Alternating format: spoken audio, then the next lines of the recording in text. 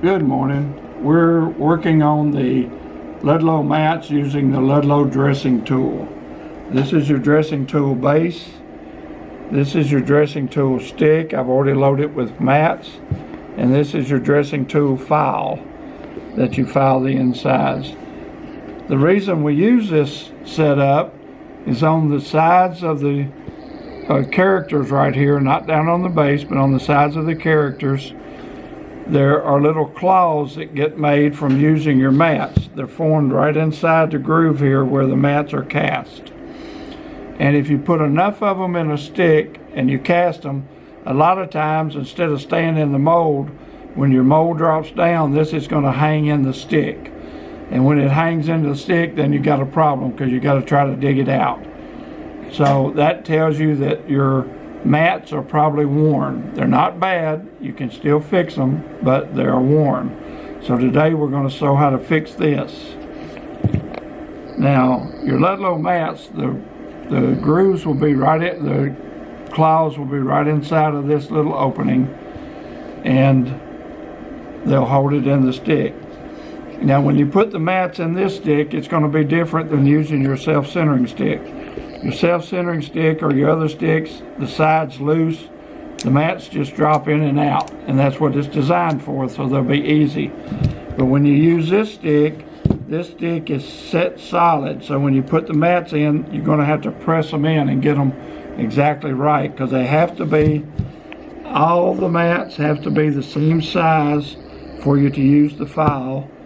There's going to be some mats that are lower than others with descenders, or they stick above the mat. You have to put those in separately. So you have to have all the mats that are the same size and the same opening in here at one time. So I've loaded this stick right now. It's loaded with Roman mats. If you were going to do italic, you would unscrew these and turn both blocks around, and you could do italic mats.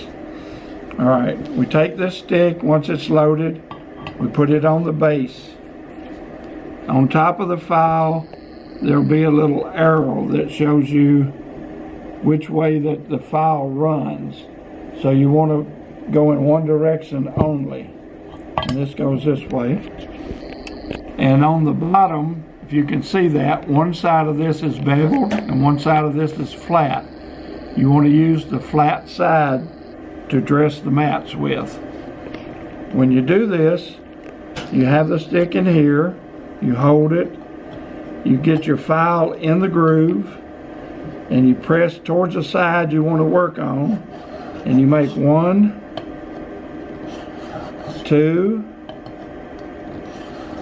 3 passes, and you can turn the stick around or the whole thing, whichever, and then you make 3 passes on the other side.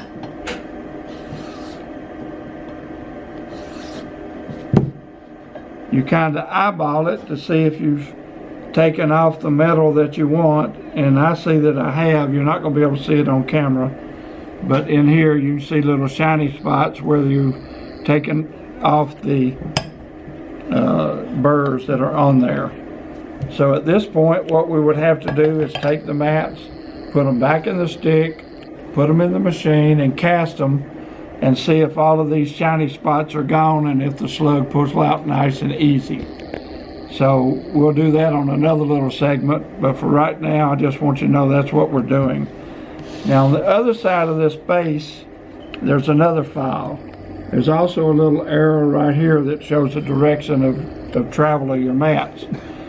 Now if your mats wind up having a burr up here or down here, or a burr on the side, you can put them on here, hold them against it, and run it down the side a little bit. You don't want to do it a whole lot, we just want to do it once or twice. And you can see the shiny spots on here that are taken off. So this one had a little burr down here and a little bit up there. You don't want to clean your mats with these.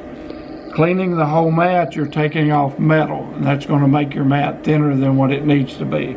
All you want to do is get any burrs off of these that are on them. So this is not to be used just every day or willy-nilly. You just want to make sure that your mat needs it before you actually use it. And this one actually has some little burrs right up here on top. So it's just catching the edges of those. and you don't want tons of pressure. It's not Superman style. You want to just use normal pressure on it, but you can see hopefully right there that there's a little burr or two on it that are coming off of this, and there was a little burr right there. The burrs, what they're going to do, are going to hold the mats apart in your stick and get hairlines and get fins up there coming out on your mats. And that's basically how it is to use this tool. Is we've taken a piece of Scotch-Brite, while it was in that longer stick, we polished the top of the mats so we can read them better. We also polished the bottom of the mats just a little bit. That has nothing to do with the operation of the mats unless there's a bunch of lead on it. But it does have to do with how you see it and able to work well. What we basically did was clean the groove in here with the file. That's what we did on the stick before. So now we put these back in the self-centering stick. We're going to put them in the machine and cast them and see if we did any good. So we lock it down. We turn the machine on. It doesn't run well if you don't, as I found out earlier. We make our cast. Sounded much better than it did earlier when the slugs were hanging.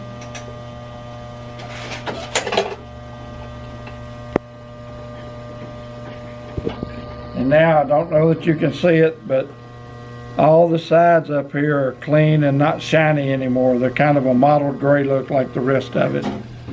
That was the difference we made. So the claws are gone after we did the filing. This came out of the slug and it looks much better. If you still have a few in here that are still have the shiny marks and still have the claws, you might have to put them back in the stick and run the file again a couple of times till you get them all off. But this came out clean and nice, and it's not sticking now. So that's the end of that procedure.